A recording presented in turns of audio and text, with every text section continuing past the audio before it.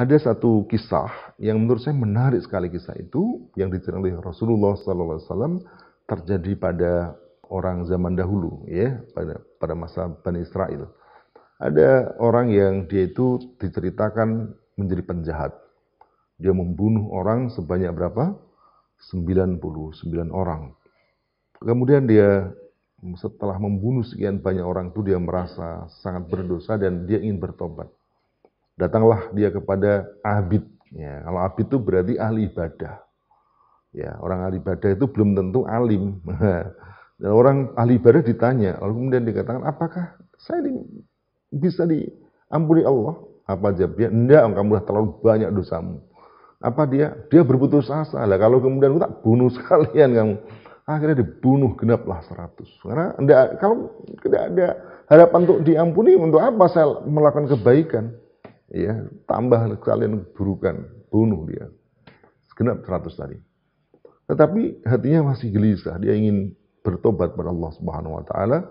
Datanglah dia kepada orang yang alim. Nah, kalau orang alim jawabannya lain lagi. Makanya kalau belajar bukan kepada abid, tetapi kepada apa? Orang yang alim, orang yang punya ilmu. Ya, tentu orang ilmu yang kalau dalam ayat yang lain orang yang takut juga kepada Allah. Innama yakhsyallaha min ibadihil ulama. Nah, kemudian dia tanya kepada orang alim itu, apa jawabannya? Bisa. Tapi dengan syarat kamu harus berpindah dari kampungmu ke kampung yang lain. Lalu kemudian ditunjukkan kampung yang harus dituju. Di perjalanan dia kemudian melakukan, dan di perjalanan belum sampai tempat tujuan dia meninggal. Dan akhirnya kemudian dia diukur di dekat mana, di tempat tujuan ataukah dengan kampung yang ditinggalkan. Setelah diukur, akhirnya kemudian dia lebih dekat dengan kampung yang dituju dan akhirnya dia masuk surga karena itu.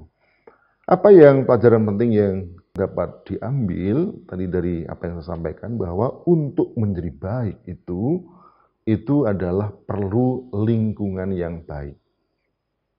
Ya. Terutama bagi jiwa yang masih lemah.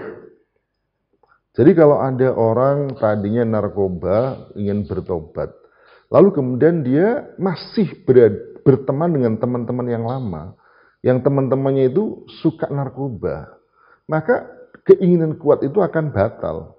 Dapat ceramah, ingin bertobat, kembali diajak lagi, ketut lagi.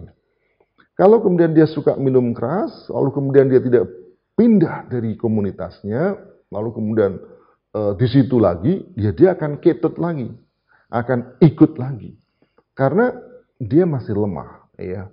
Berbeda kalau imannya sudah kuat, maka dia bisa mengubah realitas.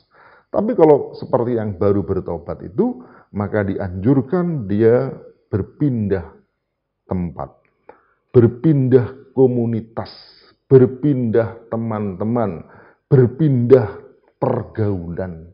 Nah, kalau kemudian dia tetap dalam pergaulan sebelumnya, teman sebelumnya, komunitas sebelumnya, yang itu banyak maksiatnya, ya tentu akan sangat berat untuk bisa bertobat, bahkan bisa mustahil.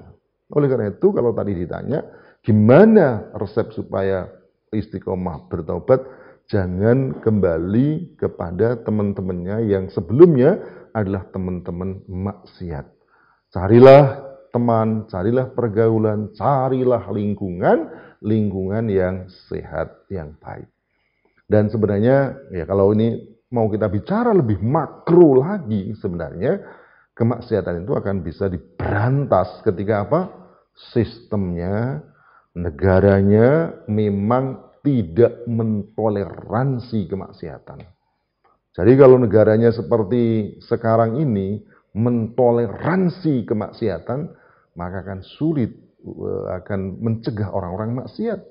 Bahkan yang menjadi lebih parah lagi adalah ketika apa? Bukan hanya sekedar mentoleransi kemaksiatan, mentoleransi pelaku maksiat, tetapi lebih parah lagi adalah menekan orang-orang yang taat, orang-orang yang mengajak kepada kebenaran. Sulit sekali. Bagaimana ini? Ya. Oleh karena itu, kalau tadi sedikit kembali lagi pada pertanyaannya, maka carilah itu. Dan oleh karena itu berkumpullah, tombo itu salah satu obat hati itu adalah apa? Kumpulono orang soleh. berkumpullah dengan orang-orang soleh. Karena kamu itu akan ditentukan oleh teman kamu. Siapa kamu dengan siapa bergaul, begitulah cara hidup kamu. Penting memilih siapa teman kita, siapa orang yang karena dialah orang yang mempengaruhi hidup kita. Saya kira itu diantaranya. Oleh karena itu penting ngaji, bukan hanya lewat YouTube seperti ini, tapi juga ngaji darat, bertemu dengan teman-teman yang sepengajian, insya Allah akan menjadi baik. Saya ingin berikan gambarannya kayak gini lah. Pernah naik pesawat kan, Ustaz Gusli? Naik pesawat dari Kendari sana ke Jakarta. Ya, coba misalnya ditanya, kalau panjenengan Ustaz Gusli naik pesawat dari mana? Dari Kendari ke Jakarta. Antum tanya itu penumpang samping kiri, mau kemana? Jawabnya apa? Jakarta. Kanan ditanya Jakarta. Depan ditanya Jakarta. Belakang Jakarta. Ada enggak ditanya Papua gitu? Enggak ada, ini jurusan Jakarta kok. Ya, bahkan pramugari sampai apa namanya? Sebab pilotnya juga akan menjawab ke Jakarta. Jadi kalau kita tujuannya ke Jakarta, itu ya carilah pesawat yang menuju Jakarta, kan begitu. Kalau itu kemudian sudah kita cari ke sana, ya kita akan bertemu dengan orang-orang yang sepadan, serupa. Jadi maksud saya gini, kalau kita ingin bahagia, maka taat pada syariat. Kalau kita ingin lebih bahagia lagi, perjuangkan syariat dalam kehidupan. Nah, kalau kemudian itu kita lakukan, insya Allah kita akan bertemu dengan orang-orang yang segrup tadi, yang sama penumpang yang ingin menuju surga tadi. Ketemu mereka, ya. Dan itulah yang akan membimbing kita, membuat kita lebih kuat, lebih kokoh. Apalagi dalam situasi yang sekarang ini sangat berat. Ujiannya berat sekali. Ini saya tidak bisa bayangkan kalau corona ini akan terus seperti ini, ya. Lalu ekonomi makin sulit pada saat yang sama, akidahnya tidak dikuatkan. Ini saya tidak bisa bayangkan apa yang terjadi ini, ya, ke depan ini. Oleh karena itu justru sekarang inilah waktunya untuk mengokohkan iman kita, mengokohkan perjuangan kita, dan tentu bersama orang-orang yang seakidah, seperjuangan, dan sevisi dalam hidup kita.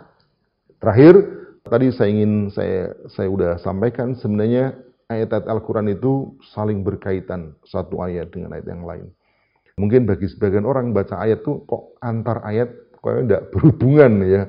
Padahal kalau kita kaji, Masya Allah, antar ayat itu punya keterkaitan. Bahkan dengan ayat-ayat di atasnya. Kata ayat ini, mengtazakka, membersihkan diri, mensucikan diri itu sebenarnya sebagian orang fasir ini adalah wujud dari perintah Allah dalam ayat paling atas. Sabbihisma rabbikal a'la. Sucikanlah nama Tuhanmu. Dan bentuknya adalah mensucikan dirinya. Dan dzakarasma rabbihi, zikir kepada Allah. Ketika tasbih itu bisa juga dalam bentuk ucapan, subhanallah. Subhanallah itu mestinya menyebut asma Allah. Sabbihisma rabbika. Dan ini diwujudkan oleh mereka. Wa dzakarasma rabbihi fasallah. Oleh karena itu, saya ingin tegaskan di sini, marilah kita Al-Quran ini, marilah kita bergaul dengan Quran ini. Jadi kita dekatkan hati kita dekatkan pikiran dan akal kita dengan Quran, yang dengan begitu Allah SWT akan membimbing kita.